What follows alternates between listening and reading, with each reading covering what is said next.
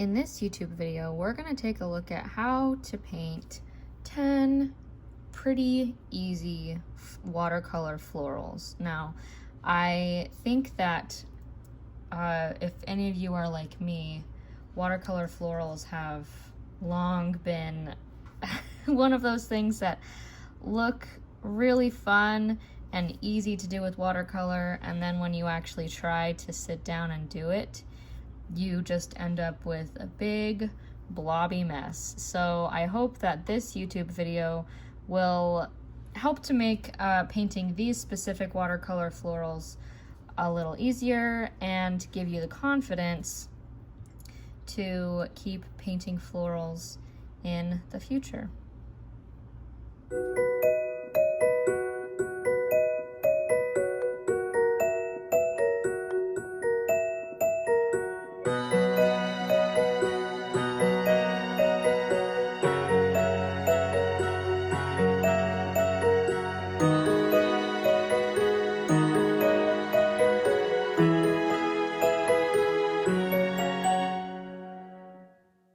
So basically, to paint a rose, you're trying to get all the layers of petals. You're just going to paint a lot of different C curves, all kind of layered on top of each other. And by C curve, I mean like making a C or like a crescent shape. Sometimes I call this a crescent stroke with your paintbrush, and making sure to leave some white spaces in between the layers or the curves that you're doing. So these white spaces are going to be show the layers and how this flower, this loose watercolor rose that we're painting, has all these layers of petals all together. And the little details in loose florals, the white spaces are really what make the flower look like a flower. And so those details are going to be really important. As you are painting the layers of C curves, just kind of dip into, because the paint is still going to be wet, you can just kind of start one curve and dip it into another petal that you made, and then come back out again to make sure to keep some of this white space. So I try not to keep it in a specific pattern. I kind of just started the petals. I went around in a circle, but I didn't want all of the petals to be, in a pattern in the same spot. So that's pretty much how I paint a loose watercolor rose, just making sure to keep these white spaces, painting a C curve where the top of the C curve is a thin stroke, and then you get thicker, and then you lift up to get thin again, and painting all of those just layered on top of each other. Next, we're going to paint a flower that looks similar to a rose, but maybe has like tighter or more layers of petals all close to each other. One example of this could be a ranunculus. So I'm going to start my ranunculus with a green center. And I'm just going to paint a tight little circle, and then another circle just around it like that. I'm going to zoom in so you can see a little bit better. And then while that green is still wet, start painting more C curves in yellow around that green.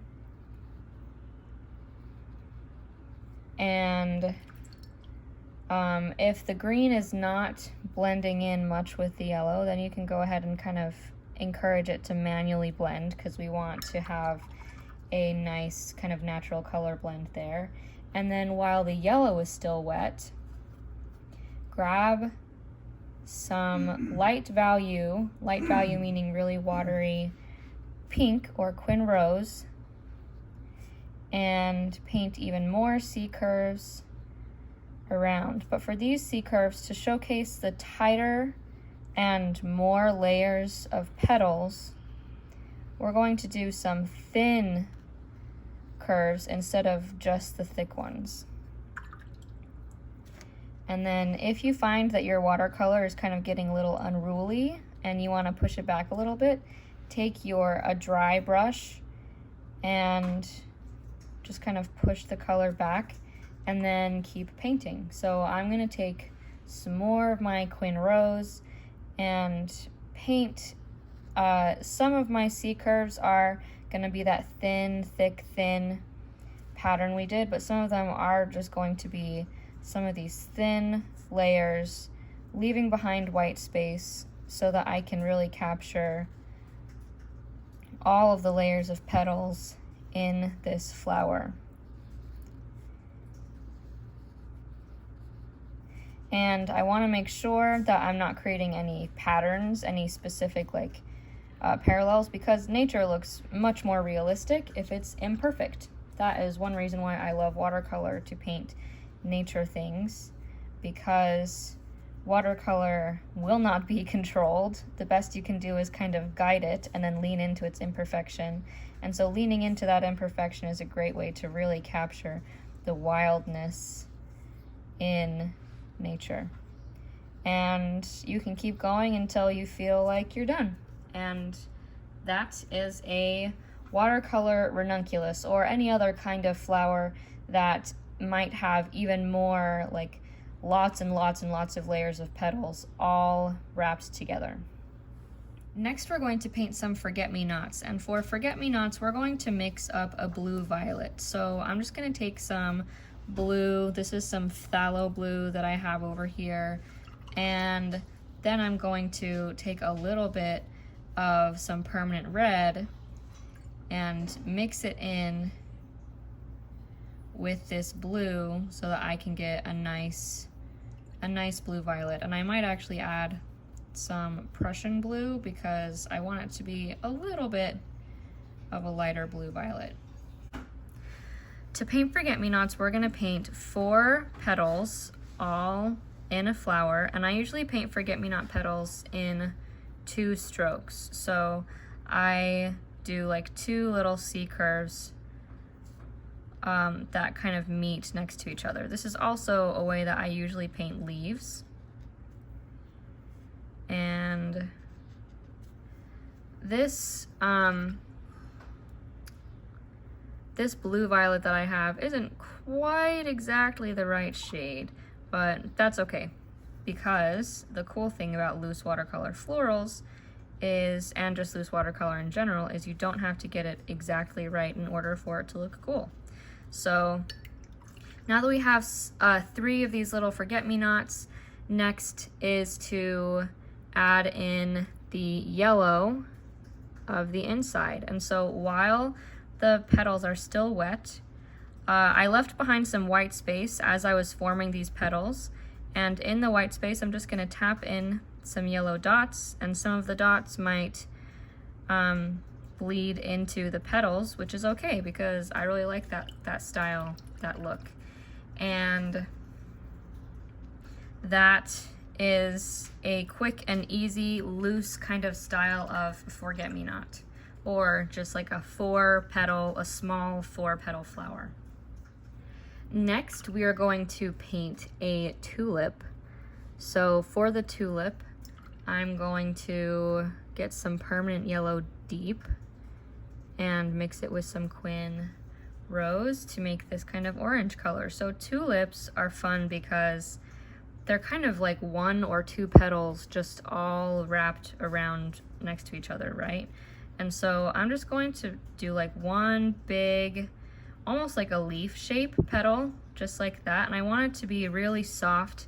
Soft meaning I want a lot of the white space under the white paper underneath to show through, so I'm using a lot of water. And then I'm gonna get some more watery paint, and just around this first petal I'm going to paint another petal, but leave behind some of this white space to showcase that these are different petals.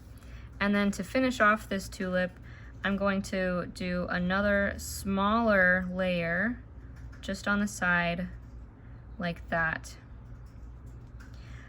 so that I can see where the folds of these petals are coming to a head at the top, and then they're all blending together down towards the bottom.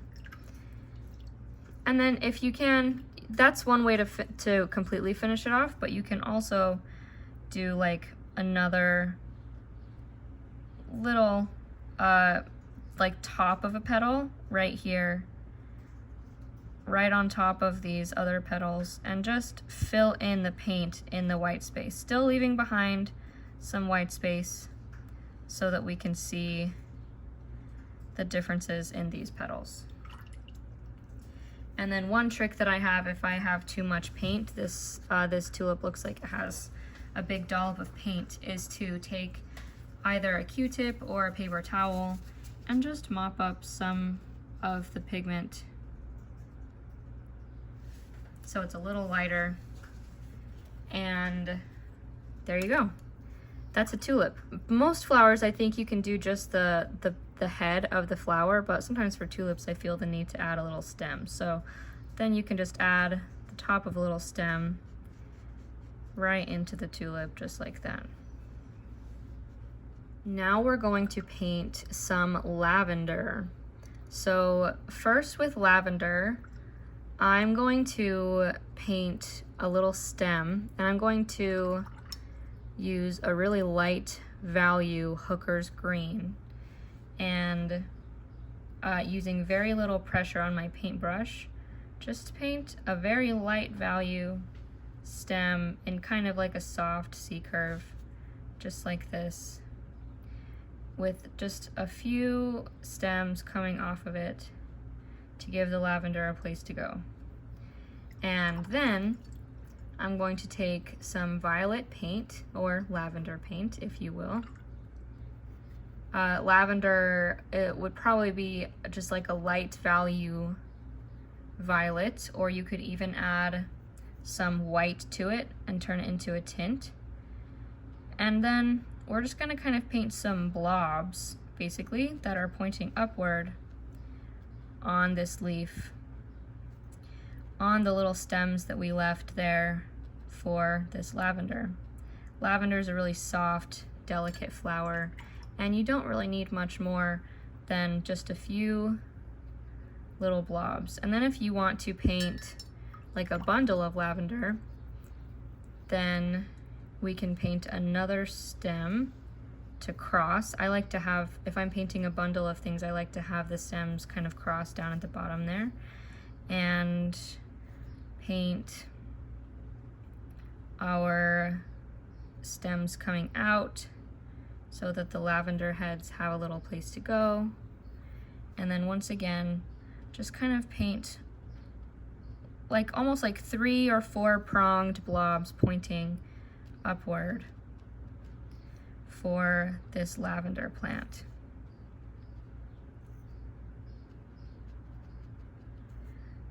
I wouldn't worry, especially because, again, that these are loose watercolor flowers, I wouldn't worry so much about making them look perfect, because that's not the point. That's why I like to use terms like blobs when I'm painting these flowers, because it makes me feel like there's, you know, I'm not trying to use exact techniques.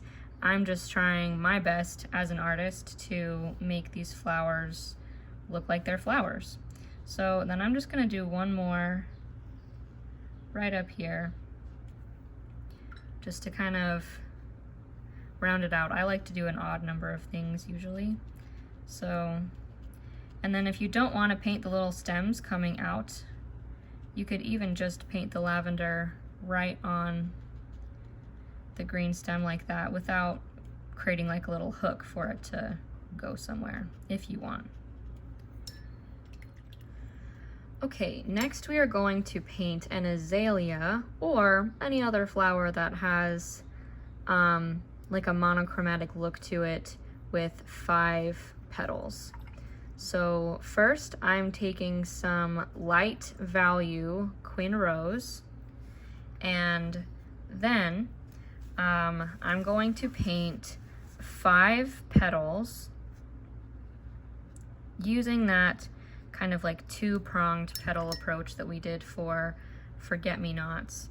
And I'm going to paint them all together. And it's okay if we don't leave tons of white space in the middle for this azalea, but we do want to leave the space in the middle wet.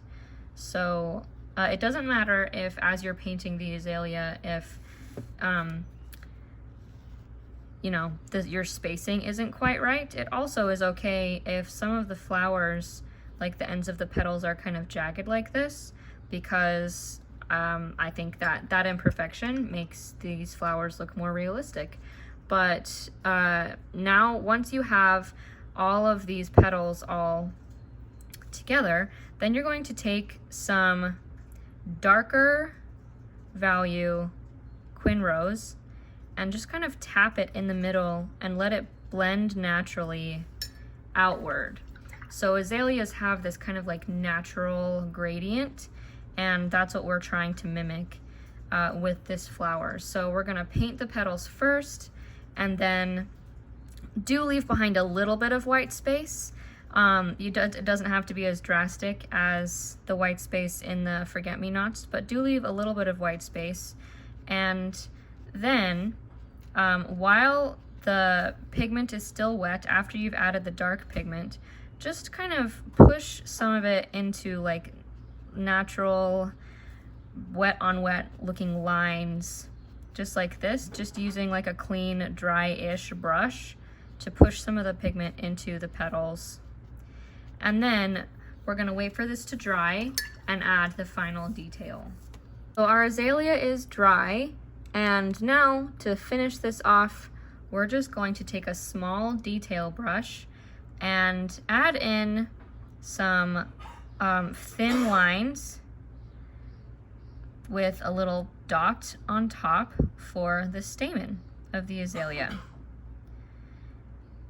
So azaleas, if you've ever seen like my cherry blossom tutorial, azaleas are kind of similar to how I like to paint cherry blossoms, but they're a little darker, a little bigger, and not quite as delicate with the gradients as cherry blossoms are. But anyway, so that's an azalea flower, or any other kind of flower that has this monochromatic scheme with the 5 petal prongs on the outside. Next up, we're going to paint a Cosmo flower. And a Cosmo flower is similar to some of the other, like the Forget-Me-Not and the azalea flowers that we painted, except a Cosmo flower has more petals, and the petals are kind of skinnier. So instead of painting those like those big fat 2-pronged petals, we're going to paint skinnier ones and put them in a circle. This time leave more white space, kind of like we did for the Forget-Me-Not, so that we can paint the center. And it's okay if these aren't perfect, but there is only one layer of these, so that's something important to note. And there are multiple petals in Cosmos. There are lots of different kinds. There isn't a specific number of petals, at least not to my knowledge. I'm not a botanist, so don't quote me on that. But once you paint them all kind of in a circle like that, the skinnier, kind of smaller ones, then take some yellow. I'm taking a mix of permanent yellow, deep, and lemon yellow, so it's kind of more like this golden color, and just tap it along the middle. And that isn't quite as yellow as I was hoping, so I'm going to add more lemon yellow specifically in the middle right here. And then I'm going to blend the yellow in with the coral. I got this like coral color by mixing permanent yellow deep with Quin Rose, so that's how I got this kind of corally color for the Cosmo. And the yellow is blending a little bit more in with the flower than I initially intended, but that's okay. And then once this is dry, we're gonna add a little more texture and detail to the center. Okay, so now that this is dry, I'm just gonna take a small detail brush and add a few little brown dots to the center of this yellow of my multiple pronged flower. And then I'm also gonna add more defined yellow dots so that the center of this flower is just a little bit more defined. I'm also gonna add more specific yellow dots to give the center a little bit more definition. And there you go. There's our multi-petal flower. I was trying to emulate a Cosmo, but either way, it definitely looks like a pretty loose watercolor flower. Now we're going to paint a lilac, which is kind of like lavender, except all of the flowers are more bunched together in like a cone-like structure.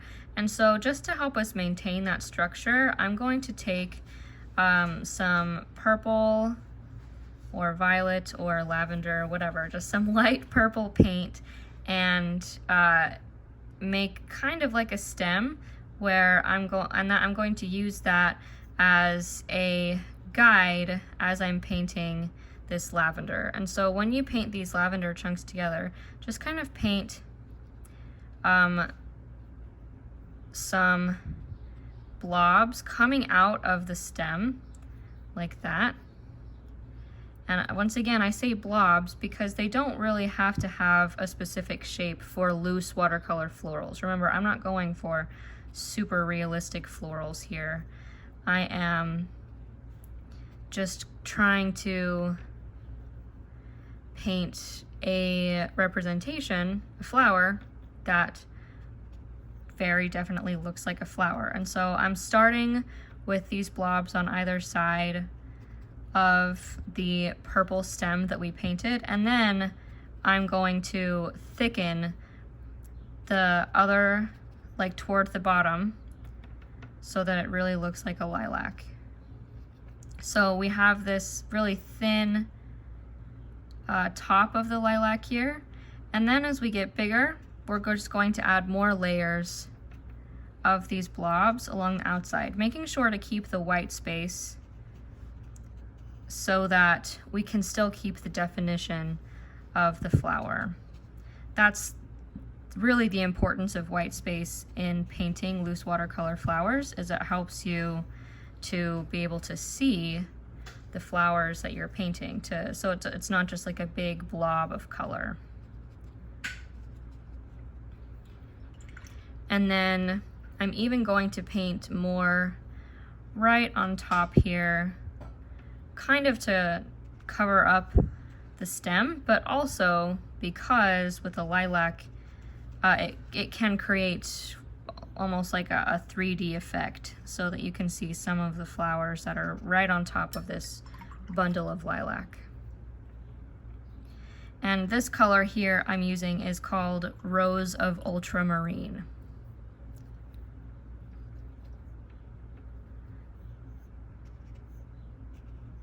And there you go. There is a watercolor lilac.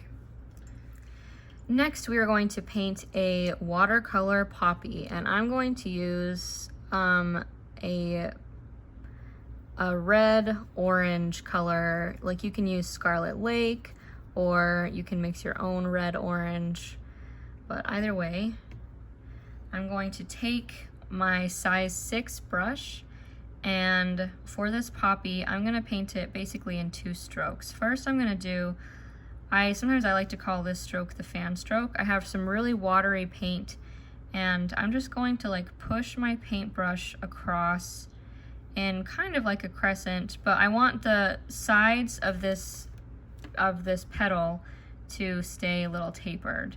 And then I'm just gonna kind of fill in those sides, but still leave the bottom here a little jagged. And then I'm gonna complete this poppy look by painting a crescent stroke or a C curve, like a wavery it has some jagged edges there, a wavery C curve, and then I'm gonna wait for this to dry. Okay, and then once that poppy is dry, then you can go ahead and add the black details. So the way that I do that is by drawing in some black lines and then putting the black dots on just on top of the black lines to make a watercolor poppy. And there you go, all done. Last but not least, I'm going to paint a Blackeyed Susan. So a Blackeyed Susan is kind of like a weepy daisy. That's, again, I'm not a botanist, so maybe that's not a good term, but basically we're going to paint like daisy flower, like daisy petals, but they're going to be falling downward like this. So we're painting just like a bunch of C curves, and the way that I'm doing this with my size 6 brush is starting at the top thin and then going thick and then rounding out that petal kind of like at the bottom and then coming back up to meet it. And so I'm just gonna paint a bunch of petals like that, and some of the petals, as you come back up to the top, you can leave behind a little bit of white space to add some texture to these petals. And so you can just kind of like keep going however you feel like it. Some of your petals can overlap. If they're still wet, that means that the colors will blend together. If not, that means that you're going to create some layers of petals, which can be good. Either way, make sure that your petals all come inward to a center like this, because this is where we're going to add the black part of the Blackeyed Susan. So I'm just going to take some black and create just like a textured mound, just like that, leaving behind some white space, letting some of the black blend in with the petals in other places. But we're just going to paint this mound right there. And there you go. That is how to paint a loose watercolor Blackeyed Susan. Watercolor florals don't have to be scary, they don't have to be perfect, they just have to be kind of loose and fun. And the more you experiment and let your paintbrush do the work and let your paint do the work, the more you can come up with some fun illustrated florals that are perfect for any piece. So I hope that you enjoyed this video, and if you want more like this, go ahead and hit that subscribe button or leave me a comment, and I will see you next time.